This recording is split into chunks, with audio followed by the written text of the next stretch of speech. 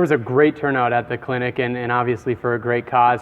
For the coaches that weren't there, what's one of those 4 or 5 demonstrations you presented that you could share with us now that coaches might be able to implement immediately? Okay.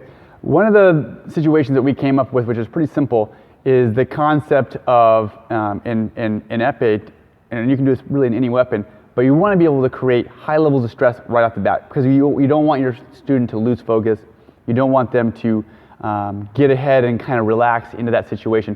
So how do you keep them almost nervous, but continuing to create and lead the situation? This is like a very common problem when an athlete gets ahead and they start to kind of feel it's in the bag, and then they start laying off the gas, and then the other opponent is allowed to kind of regain their composure, their confidence, and then come back. And so a simple situation that we walked them through was a situation where they say you have to score 2 touches in a row in order to get 1 valid touch. So to get the first one is good, but it really doesn't count for anything if you don't get the very next one. So now you're immediately put under the pressure. You're under the gun, lights are on you. If you don't get the next one, it doesn't count for anything. So you immediately have to think about, how am I going to go out there and get this one? In epee, we even make it stressful where in epee you can get a double touch, and both people normally are awarded the touch. But in my scenario, to really put the pressure on the guy who just got the single, he must score another single. If it's a double, it's a wash. And it resets to 0. No one has a priority. So it's even more pressure on them. Now, if the opposing athlete scores the touch, the priority shifts, and the other person now has almost like a half point. But the half point, again, doesn't count for anything unless you get the next half point. You collect it, you get to keep it. You can't lose it once you have the full point. And then you go back to the table being clean. So if you think about it, every touch for both people is constantly super stressful. He has half a point, I don't want to steal that half point back and put it in my side. But then when I have that half a point, I still have to get the other half to complete the pair and keep the point. If I get a double, it's useless. So I don't want to force something and rush the scenario. And so we usually only do the scenario for 2 or 3 total points. 2 half points in a row gets a full point. You might get to only to 2 or 3 points, and that can take you sometimes, if the athletes are very well matched, that can take 15, 20 minutes. But it's 15 or 20 minutes of high stress, always fighting, and when we use this was maybe the second or third scenario, we immediately saw a major behavioral shift in the athletes who were super careful all of a sudden, because every touch was now super important, and any loose actions, any kind of just throw it out there would constantly now shift the priority back in your favor, and then there's a lot more pressure on you. But when you had the pressure, you wanted to control it, and you still maintain the lead. So this was a scenario that's pretty easy to be able to do. You can do different rules with right of way, with saber or foil, in the similar thing like I did with the double touches, to add a little bit more pressure, not to have off targets or things like that.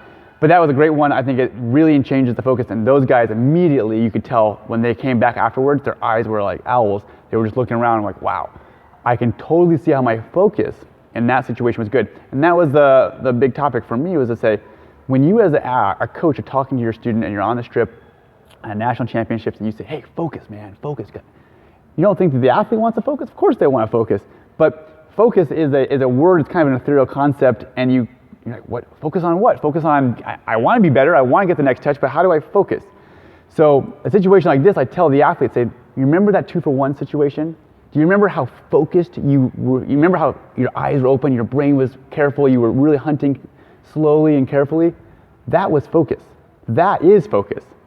So when I tell you focus in 6 months at the next big tournament, I'm going to say focus, remember 2-for-1. Whenever I say focus, think of that one night you had that 2-for-1 and you were so mentally alert. And now you have something that's not ethereal at all. It's a tangible memory that you can recall, and you come back to that moment, and that's it. Now I know what I need to be doing. Yeah, it really creates, like in football or basketball, a playbook for you where you can shout out, run a post, run a flag, something like that. You can yell this out to your students on the strip. Right. Now, obviously, that sounds like there's a huge shift in the intensity level going into that as well, because you're not just attacking once, you're constantly on the offensive. How does that change the level of intensity within the room, and what kind of shifts have you seen in your students' overall fencing approach as far as aggressiveness? The two things is that even if while you would think it would always turn into a more aggressiveness, it's often sometimes not exactly that. You might get the first one, it's that the precision of their, the load of their legs, the balance, the intensity of their hand, and actually a lot of times it's not that they're more aggressive, it's that their aggressiveness is again more focused. It's that they're actually being more aware of why they're doing it, because again, the double touch loses you something you've gained. So now you have something to lose even though you haven't gained anything. And so there's this more intensity. The intensity is definitely clearly higher, but the precision is more important, and going out there having a plan.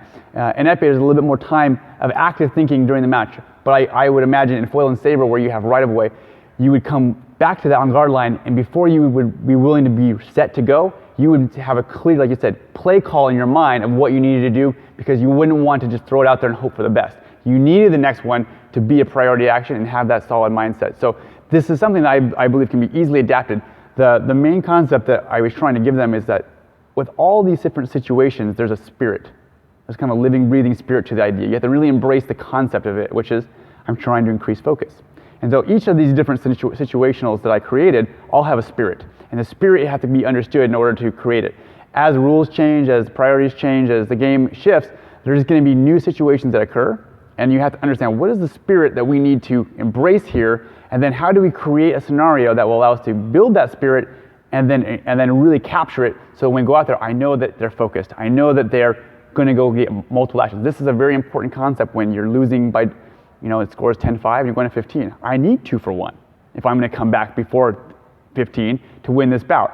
So if you know that that's happening, but you people make comebacks all the time, and if you have this mentality and you know that that's what you need to be leading with, you have something to actually draw on, and it's something you've done in the past, so you have confidence in how to do it and not trying to invent the wheel on the fly in a competition under the lights. So that's kind of the idea behind it. Well, that's a very exciting tip, and obviously just one example of all the content shared in the clinic. So hopefully this will encourage others to attend in the future. Hope so. Thank you, Coach. Yep.